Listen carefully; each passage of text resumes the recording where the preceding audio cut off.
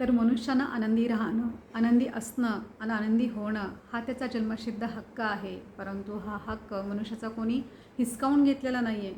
तर मनुष्यानं त्याचा हा हक्क स्वतःहून गमावलेला आहे. कसं ते ऐकूया. पहिली गोष्ट, आपण नको त्या गोष्टीचा इतका विचार करतो की आपल्यासमोर कितीतरी आनंदाचे क्षण आले तरी आपण त्या गोष्टीचा आनंद न घेता आपण आपल्या विचारामध्ये गुंग असतो. कारण ओव्हर थिंकिंग करत असतो आपण आणि नकळत तो क्षण आपल्या आयुष्यातून निघून जातात. दुसरी गोष्ट, आपण दिखावा करतो.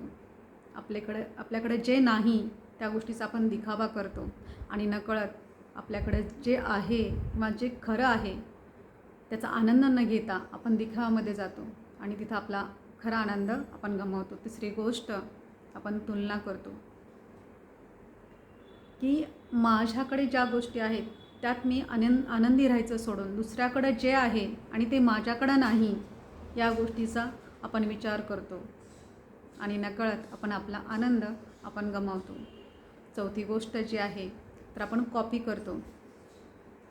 तर बघा, समोरचा काय करतो तर त्याच्या आवडीनुसार करत असतो, परंतु आपण आपली स्वतःची आवड बाजूला ठेवून आपण त्याला कॉपी करतो आणि यामध्येच आपण आपला स्वतःचा खरा आनंद, खरी आवड आपण गमावतो.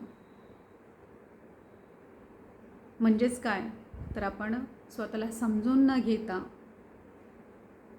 या सर्व गोष्टी आपण करत असतो,